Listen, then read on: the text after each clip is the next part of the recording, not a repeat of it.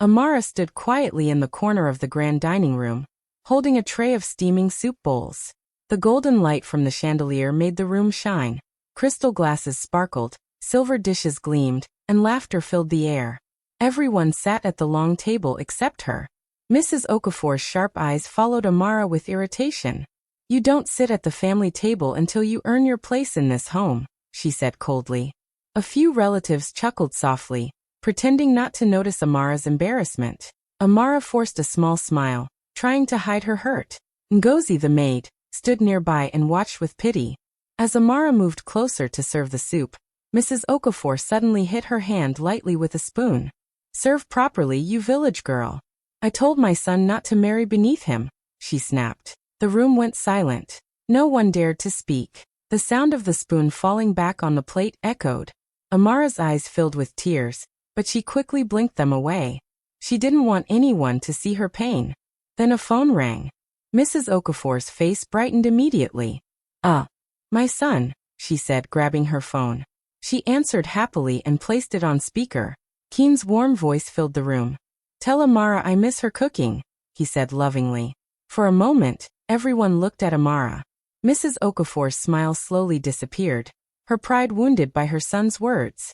Amara turned away quickly so no one would see the tear that escaped down her cheek. She pressed her lips together, forcing a smile she didn't feel. The laughter returned around the table, but Amara stood there, silent, a guest in her own marriage, in a house that was supposed to be her home.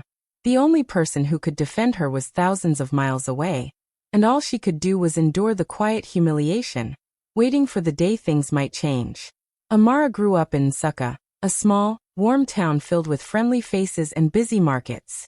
Her mother was a widow who sold fabric at the local market to care for her only daughter. Life was not easy, but her mother taught her the value of hard work, humility, and kindness. Amara helped her mother every day, arranging colorful wrappers and attending to customers with a gentle smile. When Amara got into university, she carried those same values with her. That was where she met Keen, a bright, confident young man from a wealthy family in Enugu. He was immediately drawn to her simple nature and caring heart. While others chased wealth and attention, Amara stood out because of her calm strength and quiet wisdom. Their friendship slowly turned into love. Keen often said, "You make me feel peace, Amara." He didn't care that she came from a humble background. He loved her sincerity. After graduation, they got married in a simple but beautiful ceremony filled with laughter, dancing, and hope for the future. But soon after the wedding, things changed. Keen had to move abroad for a new job opportunity. Mrs. Okafor, his mother, insisted that Amara stay in the family mansion in Enugu so she could learn how a real wife behaves. Amara agreed, thinking it was only for a few months. Those few months turned into a long, painful year. From the very beginning, Mrs. Okafor treated her like an outsider. She made hurtful comments every chance she got. "My son's money feeds you," she would say proudly. "Don't forget who owns this house." Amara tried to win her heart with patience and love. Every morning, she woke up early to cook delicious meals. She cleaned every corner of the large house and even took care of Mrs. Okafor when she caught a cold. She hoped her kindness would be noticed, but the older woman only became colder. When visitors came, Mrs. Okafor would introduce her not as my daughter-in-law, but simply as Keen's wife. Sometimes she pretended not to hear Amara when she greeted her. The servants noticed the tension, but no one dared to speak. At night, Amara would sit by her window, typing emails to Keen. She always began the same way, "I'm fine." But behind those two words was a heart full of loneliness. She didn't want to worry him or create conflict between him and his mother. She ate her meals alone, usually leftovers in the kitchen after everyone else had eaten. Her room was small, tucked at the back of the mansion, far from the luxurious main quarters where her mother-in-law entertained her friends. Sometimes, she would hear laughter echoing down the hall while she sat in silence. Family members came and went, but their words left scars. "You're only here because of Keen," one aunt once whispered with a smirk. Amara pretended not to hear. Still, she never answered back. She believed in respect, no matter how much it hurt. Her strength was quiet, her endurance deep. But each passing day, the weight grew heavier. The walls of the grand mansion began to feel like a cage. She missed her mother's voice, the laughter of the Nsukka market, and the warmth of a simple home filled with love. Amara's suffering was silent. No shouting, no anger, only small, hidden tears and whispered prayers at night. She hoped that one day, Keen would come home and things would change. But for now, she carried her pain alone, trying to stay strong in a place where every kindness she showed was returned with coldness. Mrs. Okafor organized a special family luncheon to welcome a visiting pastor from their church. The house was full of activity that morning, the kitchen buzzed with movement, and the dining table was beautifully decorated with fine china, silver spoons, and flowers. Amara worked quietly in the background, helping Ngozi, the maid, arrange everything perfectly. When the guests arrived, laughter filled the room. The pastor praised the house, and Mrs. Okafor smiled proudly, enjoying the attention. Amara dressed neatly in a modest dress, and walked toward the dining table to join them. But before she could sit, Mrs. Okafor's sharp voice stopped her. "Not there," she said coldly. "The women who belong to this table have earned their seats." Amara froze. The guests turned their heads, the air suddenly heavy with tension. Mrs. Okafor gave her a fake smile and added, "Go and serve the food instead." Amara's heart sank, but she obeyed quietly. She carried the dishes to the table, her hands trembling. Some of the guests exchanged awkward glances, unsure how to react. The pastor tried to keep the conversation going, but the humiliation hung in the air. As Amara leaned forward to serve Mrs. Okafor, a small drop of stew spilled near her plate. It wasn't much, but Mrs. Okafor's eyes widened in anger. She slammed the table, startling everyone. "Is this what they teach you in the village? Clumsiness," she shouted. Amara froze, her cheeks burning. "I'm sorry, Ma," she said softly, her voice shaking. But Mrs. Okafor didn't stop. "You can't even serve properly, yet you expect respect? Useless." The pastor coughed gently, trying to ease the moment. "It's okay, my dear," he said kindly. "Mistakes happen." Amara nodded quickly and retreated to the kitchen, her eyes filling with tears she refused to let fall. That night, when the guests had left, Amara passed by Mrs. Okafor's room and heard her on the phone. Her voice was loud and bitter. "If not for Keen's stubbornness," she said, "that girl would be back in Succa selling wrappers by now. I'm only waiting for my son to come to his senses." Amara stood in the hallway frozen. Her heart broke as she listened. Every word cut deep. The next morning, she woke up to find her belongings packed neatly in a suitcase by the door. Mrs. Okafor stood there, calm and cold. "You'll leave tomorrow," she said without emotion. "I've already arranged your flight back to your mother. My son will thank me later." Amara's lips trembled. "Mama, please." Mrs. Okafor raised her hand sharply. "Enough. You've brought enough shame into this house. It's time you go back where you belong." Amara said nothing more. She went to her room and sat on the edge of the bed, staring at her folded clothes. The walls felt colder than ever. That night, she gathered her courage and wrote a long email to Keen. For the first time, she told him everything. How his mother treated her, the humiliation, the loneliness. She cried as she typed, but her words were honest and raw. When she finished, she whispered, "You deserve to know," and pressed send. She didn't expect a reply. Keen had been busy for weeks, missing her calls and replying to her messages with short notes like, "Work is hectic," or "I'll call soon." Amara sat in silence, staring at her phone until she fell asleep with tears on her cheeks. Hours later, in the middle of the night, her phone buzzed. Half asleep, she picked it up and read the message. "I'm coming home."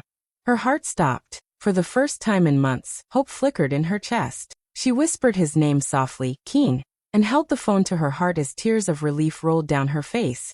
Keen arrived earlier than anyone expected, quietly without notice. It was early morning when his taxi stopped in front of the large Okafor mansion. The air was cool, and birds sang softly in the trees. He walked through the gate, rolling his small suitcase behind him. As he entered the compound, he stopped suddenly.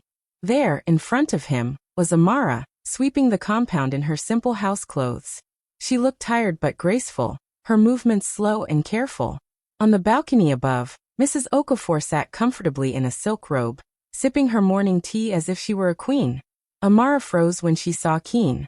Her broom slipped from her hand. Mrs. Okafor's eyes widened in shock. "Keen. My son," she cried, jumping up and rushing down the stairs. Keen smiled faintly and hugged her, but it was a quick, stiff hug. His eyes were already on Amara, and what he saw in them broke his heart. There was love, yes, but also deep sadness. Mrs. Okafor started talking immediately. You didn't tell us you were coming. What a wonderful surprise. Kumain. Kumain. But Keen didn't move. He walked slowly toward Amara. Why are you sweeping, Amara? He asked softly. Amara lowered her eyes. Just cleaning, Keen. It's nothing. Mrs. Okafor laughed lightly. Oh, she likes to keep busy. You know village girls, they can't sit still. Keen didn't reply. He simply nodded and walked inside. Over the next few days, Keen stayed quiet. He watched. He listened. And what he saw made his heart heavy. At breakfast, Mrs. Okafor snapped orders at Amara in front of everyone. Serve the juice properly. Didn't I tell you not to use that tray? You never do anything right. Amara obeyed every command silently, her face calm, her voice soft. But Keen could see how her shoulders tensed each time his mother spoke. At dinner, it was the same. His mother corrected her harshly for small mistakes, while Amara quietly cleared the plates. The sound of spoons and plates filled the silence that followed every insult. Late that night, Keen went to Amara's room. She looked surprised to see him at her door. Keen, she whispered. He sat down beside her and spoke gently. Why didn't you tell me what's been happening? Amara looked down, twisting her fingers nervously. You wouldn't have believed me, she said softly. She's your mother. I didn't want to come between you two. Keen sighed deeply, guilt written all over his face. You were protecting me while I was away. And I didn't even know. The next morning, the air in the house changed. Mrs. Okafor could feel her son's coldness. He no longer smiled at her easily. He watched her closely now, and that made her nervous. So she changed her tactic. She began acting innocent, pretending to be the victim. One afternoon, she stood in front of Keen and said tearfully, Your wife is turning you against me, Keen. She wants to destroy our family. Can't you see it? Keen said nothing. He just stared at her, his face unreadable. But he didn't need to argue. The truth was already finding its way out.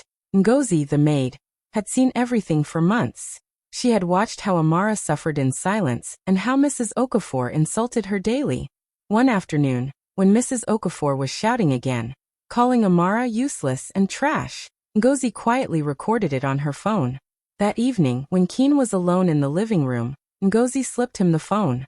Sir, she whispered, please watch this. He watched the video, and his face hardened with every second. The sound of his mother's cruel words filled the room.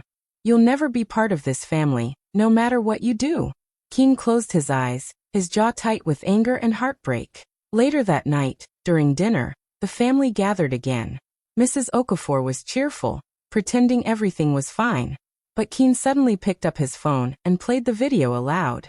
The sound of Mrs. Okafor's voice filled the dining room.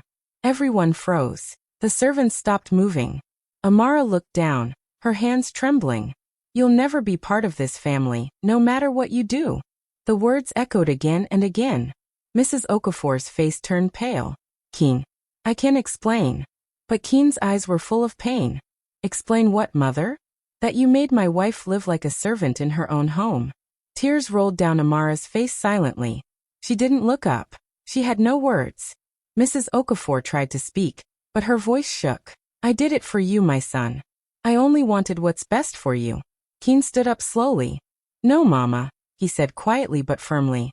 You did it for pride. Silence filled the room. The only sound was the quiet sobbing of Amara, the woman who had suffered quietly for too long. That night, Keen didn't sleep. He sat awake, thinking about everything, his wife's patience, his mother's cruelty, and the home that no longer felt like one. Something had to change. And this time he was determined to make it right. 2 nights later, Keen organized a private dinner. This time, not for business or guests, but for Amara. The house smelled of fresh flowers, and the long dining table was beautifully set with candles and golden plates. Everyone in the family had been invited, including Mrs. Okafor, who assumed it was a meal to make peace. She spent hours dressing up, choosing her finest lace outfit and jewelry. She smiled at herself in the mirror, thinking, finally, my son has come to his senses. When she descended the staircase, her heels clicked confidently against the marble floor. But as soon as she stepped into the dining room, she stopped. Something was different. The table looked complete, except for one thing.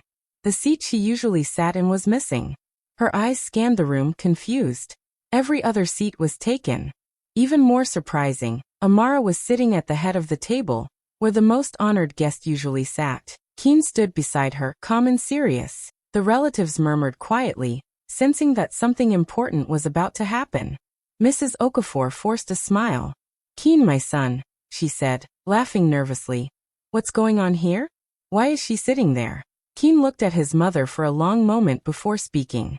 "You once said respect must be earned," he said softly. "Well, Mama, Amara has earned mine. And my home is hers too." The room went silent. Even the sound of the ceiling fan seemed to fade. Mrs. Okafor's mouth fell open. "You're choosing her over me?" she asked in disbelief. Keen shook his head slowly. "No, Mama. I'm choosing what's right over what's cruel." Gasps echoed around the table. Mrs. Okafor's eyes darted from Keen to Amara, who sat quietly, her hands clasped in her lap. Keen continued, his voice calm but firm. "I've watched how she has lived in this house. How she's been insulted, humiliated, and treated like she doesn't belong. I was blind before, but not anymore." He reached into his pocket and brought out his phone. "And in case anyone doubts me," he said, "here's the truth." He pressed play. The sound of Mrs. Okafor's angry voice filled the room. "You'll never be part of this family no matter what you do." The video played clearly. Every harsh word, every insult. The family members looked at each other in shock. Some covered their mouths. Others looked down, unable to meet Amara's eyes. Mrs. Okafor's face turned pale. "Keen, please," she whispered. But Keen raised a hand gently. "No, Mama. I need you to listen. I love you, but what you did was wrong. You hurt the woman I love. You made her feel small in her own home." Amara's eyes filled with tears, but this time, they were not tears of pain. They were tears of release, of being seen finally. Mrs. Okafor tried to defend herself. "I was only trying to protect you from her." "Protect me from what?" Keen interrupted softly. "From love? From kindness? From a woman who stood by me even when I didn't stand by her." The words struck her deeply. The same pride that once made her speak cruelly now made it impossible to reply. The room remained silent. Everyone could feel the weight of the truth. Keen turned to the rest of the family. "This is not how I was raised. A home built on pride and cruelty can never stand. From today, Amara will be treated with the respect she deserves. She is not a servant here.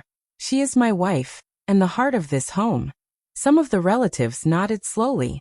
Others whispered quietly, ashamed of the way they had joined in mocking her before. Mrs. Okafor stood there, trembling slightly. For the first time, she looked unsure of herself. She had spent years controlling everyone around her, but now, her own words had turned against her. She looked at Amara, who sat still, tears rolling silently down her face. Amara did not look angry, only deeply hurt. Overcome with shame, Mrs. Okafor turned away and quietly left the room. The sound of her footsteps faded down the hallway. No one spoke for a while. The candles flickered gently. Keen sat beside Amara and took her hand. "Enough pain," he whispered. "You're home now." Amara nodded slowly. She didn't say anything, she didn't need to. Tears fell down her cheeks, but they were different this time. They were tears of peace. Around them, the silence was heavy but healing. The same dining room that had once been filled with cruelty was now filled with truth. And though the night was quiet, something inside Amara finally broke free. The weight she had carried for so long began to lift. Weeks later, Mrs. Okafor fell seriously ill. The once strong and proud woman could no longer walk on her own. Her voice had grown weak, and the spark in her eyes had faded. Keen brought in doctors and nurses, but Amara quietly stepped forward and said, "Let me take care of her." The family was surprised. Some thought Amara would walk away after everything that had happened. But she didn't. Every morning, she prepared Mrs. Okafor's food. She changed her bedsheets, checked her medicine, and sat by her side reading softly from the Bible. At first, Mrs. Okafor refused to look at her. Shame and guilt kept her silent. She couldn't forget how she had humiliated this same woman who now cared for her with such gentleness. Days turned into weeks. One morning, Mrs. Okafor woke up to the sound of a spoon tapping lightly against a cup. Her weak eyes opened slowly, and there was Amara, sitting beside her bed, carefully mixing her medicine. Good morning, Mama, Amara said kindly. It's time for your medicine. She helped the older woman sit up and gently lifted the spoon to her lips. Mrs. Okafor's voice was barely a whisper. Why are you helping me after all I did to you? Amara looked at her with soft eyes. Because hate is heavy, Mama, she said quietly. And I've carried enough of it. The words broke through the wall Mrs. Okafor had built around her heart. Tears filled her eyes, real, painful tears that came from regret. For the first time in years, she wept sincerely. I don't deserve your kindness, she whispered. Amara gave a small smile. Maybe not, she said gently. But kindness is who I am. It's what my parents taught me. Never let bitterness change your heart. Mrs. Okafor covered her face and cried harder. All her pride, all her harshness, none of it mattered anymore. She realized she had almost destroyed her son's happiness because of ego. And yet, the very woman she had wronged was the one holding her hand now. I was wrong, Amara, she said through tears. I thought strength meant control. I thought love meant obedience. But you showed me what true love looks like. Amara squeezed her hand gently. It's never too late to change, Mama. Mrs. Okafor nodded slowly, her voice trembling. Can you forgive me? Amara didn't answer with words. Instead, she leaned forward and hugged her. It was a quiet, long embrace, one that carried years of pain, misunderstanding, and healing all at once. From that day on, things began to change in the Okafor household. When Mrs. Okafor regained her strength, she called the whole family together. In front of everyone, she stood beside Amara and said, This woman, my daughter-in-law, has a heart purer than gold. I wronged her deeply, but she repaid me with love. If you want to see what grace looks like, look at her. The room was silent. Then, one by one, family members nodded. Even those who had once mocked Amara came forward to apologize. Keen stood proudly behind his wife, smiling. Now you see, he said softly to his mother, why I chose her. Not because she's perfect, but because her heart never gave up. Mrs. Okafor reached out and held Amara's hand again. You didn't just heal my body, she said. You healed my heart. Amara smiled humbly. Then let's start again, Mama. This time as family. And for the first time in years, Mrs. Okafor smiled, not the proud, forced smile she used to wear, but a peaceful, genuine one. From then on, peace returned to their home. Meals were shared without tension. Laughter filled the halls again. And every time Mrs. Okafor looked at Amara, she no longer saw an outsider, she saw the daughter she never knew she needed. Ayanda, that quiet redemption. Amara didn't just earn respect, she rebuilt love. 6 months later. It's another Sunday dinner. The same dining room. The same golden plates and shining candles. But everything feels different now. Amara sits beside her husband, Keen, her hand resting gently in his. Laughter fills the room, soft, genuine, and warm. Mrs. Okafor enters slowly. She no longer carries the proud look she once wore.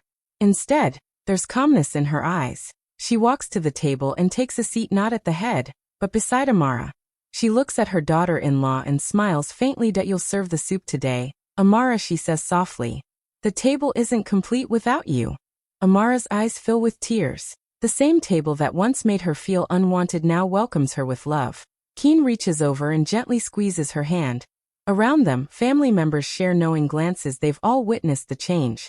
The camera pans out slowly, the golden table glowing under warm light. Where there was pain, now there is peace. Where there was pride, now there is forgiveness. Amara's quiet strength didn't just change her story, it changed an entire home. Hi, besties, two hearts, thank you so much for watching till the end. If this story touched your heart, please don't forget to like, comment, and subscribe for more inspiring stories. See you in the next one. Sparkling Heart.